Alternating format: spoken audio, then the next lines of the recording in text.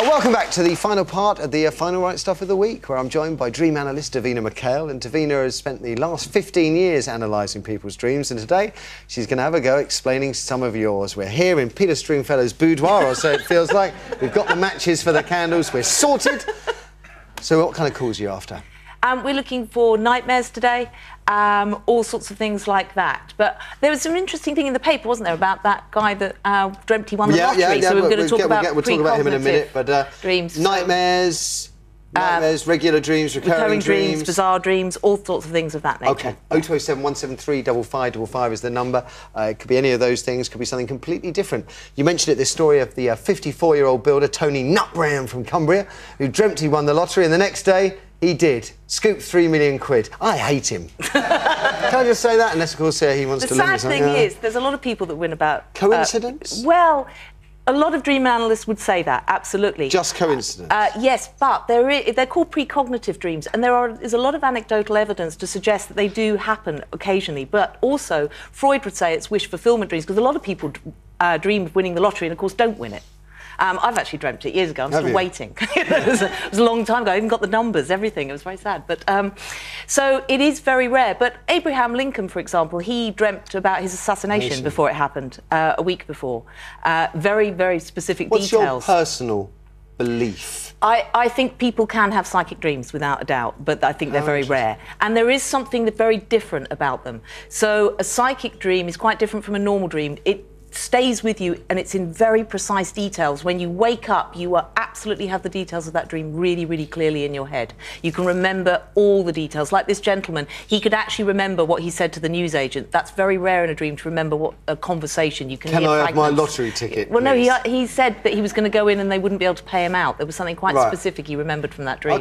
OK. So. Listen, we've got other stuff we could talk about. I think we should put the callers first. We've got so many of them, so let's throw it open to you guys at home. Amy, who's on the line first, please? OK, we've got someone who's actually quite worried about this one. It's Lindsay on line 1. Morning, Lindsay. Morning. Hi there. Is yours a nightmare, then? Well, I don't wake up when I've had the dream. Right. And basically what it is, I've been dreaming it since I was about 28. I'm now 30. Right. I keep dreaming when I'm 32, I'm going to be shot either in the head or the neck on London Underground. Wow. And you've had this for 2 years? That's 2 years on and off. From 28 to 30, and you dream that when you're 32, in 2 years' time... God, dear, I'm disturbed. Yeah. The great thing about this dream, Lindsay, and the fact that you're being pre-warned, I mean, there could be something in it, the fact that you're getting it recurring, but what you can do, there's a lot you can do to work with that dream in order to prevent... Don't go on the tube. Well, no. Don't have a 32nd birthday. Yeah. No. Better things than that. For example, write that dream down. Actually, write that dream down and give it a different ending.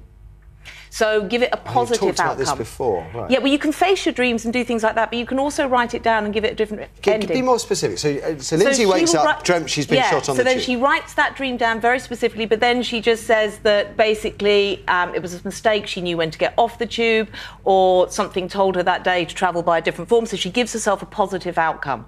And that's very conscious. You just write that down. Yeah, you absolutely write it down, but you feel it too. So instead of feeling that fear that you perhaps feel over that dream at the moment, when you write it, you kind of make sure that you actually get an emotional feeling that's much better, and you keep writing until you feel more comfortable with that. The tube itself is to do with transport. Your head is to do with thought. So it could just be that you'll go through a very big shift at the age of 32 that you are precognitively being told about now. It's not necessarily that you're going to die, but that you will go through some sort of massive change in the way that you think or the way you thought. So that's another way of looking at it. But there's a lot you can do in terms of facing it now.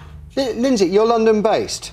I live in Essex. OK, so not far out. I'm just interested, to the Jean-Charles de Menezes case, whether was it that triggered the dreams, do you think? Sorry? The Jean-Charles de Menezes case, the guy that was shot at Stockwell. No, not really. Just one night I dreamt of it, and then it just kept happening. But it's quite interesting even what the number 32 means, because in numerology, 3 and 2 is a 5, which is a number of transformation. So it's about something shifting. The fact that you're getting recurring, it could be that you just need to look at maybe the way that you think about things now, and there's something needs to transform in your life. I have to say, if I had a recurring dream like that, and specifically the age 32, I don't think... I don't know. You wouldn't travel on the tube when you were 32, would you? No, but you can do more to change it. The thing is, if you work with that and you stop having the dream, Lindsay, you know you've cleared the issue. That's the one thing. Recurring dreams will stop once you've resolved it. OK. OK, good advice. And best of luck to you, Lindsay. Write it down next time. Give it a happy ending. Maybe Eric comes down and sweeps you off your feet.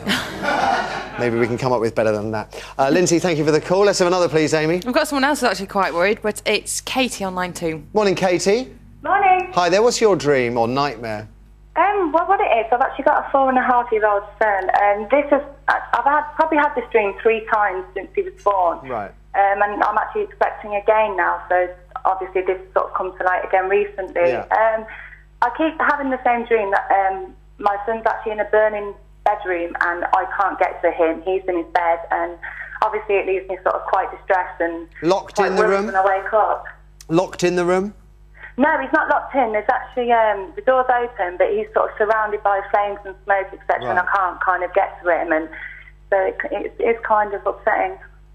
OK, I can imagine. No, I can understand. What's going on there? It's very scary. Again, with nightmares, it is a message. I mean, mothers particularly have a lot of anxiety dreams because when you become a parent, you have this tremendous need to be able to protect your children in all circumstances. So that does lead to often all sorts of different types of anxiety dreams, and this obviously is a form of anxiety dream.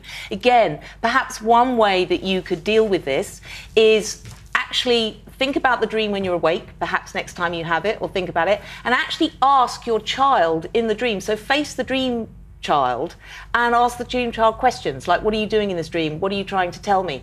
And get different answers in that respect of what you can work with this. And it takes some of the anxiety again. Obviously, make sure you keep matches off shelves and things like that. See, if I'm Lindsay again, I'm thinking, God, she's taking this one seriously. I'm staying off the No. But, Katie, seriously, it's highly unlikely. It's much more that it is your mothering instinct that brings that anxiety to the surface of needing to protect your child. OK. Good luck to you, Katie. I'm sure everything will be fine. Stay away from matches. Send them here, actually. We can always do it in a spare box. And Amy, we'll have our third caller for the day. We're going to go to Vanessa on line 3. Morning, Vanessa. Hello. Hi there. What's your dream then? Oh, well, basically I've been having this recurring dream over the past 2 weeks. And it's like when I wake up, half of my hair is being cut and it's actually on the pillow. But that's in your dream? That's in my dream, yeah. Oh, OK, right. OK. You never know with this lot, you know what I mean? But it's been happening over the past 2 weeks and it's been recurring. How many times when you're out of interest is it? It's about 5 times now. OK. So as we know, Vanessa, as we talked about before, recurring dreams are always a message from your unconscious trying to get through. What do you associate with hair? What does hair mean to you? Oh. What do you think about hair when you think of the meaning of hair? What do you think about your hair? Well, I've never even been asked that question before. I don't know. I'm thinking about blocked showers, which is really, really bad. But hair is obviously our crowning glory. Right. It can be sort of something that makes us feel attractive, being female or whatever. So just think about things in your life that maybe you're feeling a loss of attraction, you feel that you might be falling from grace, or again, sometimes hair can be thought of as thoughts because it's connected with our brain and our thoughts through our hair. Like Samson, you know, in archetypal myths, he gets his hair cut off, he loses his strength. So where do you feel you may be losing power in some aspect of your life? Something about that nature, but I don't know, are you working? Yeah, I mean, the one thing that I was sort of thinking about is whether I'm cutting something off from the past. Yeah, that's possible. It's old ways of thinking, old thought processes that you don't need anymore. Certainly, if that's feeling when right I kind of like get up, I'm not panicking or whatever. I'm just kind of like, oh my God, you know, and it feels a bit lighter. But well, that's good then. it's more of the shock, you know, because I'm looking down and there's like the rest of my hair there. Yes. So, but I would work with that, as I say, to actually see what do you need to let go of in life, if that's what you feel that you need to cut some things literally quite out of it. Now, good luck to you, Vanessa. We haven't really got time to take another call. I just want to know what this is.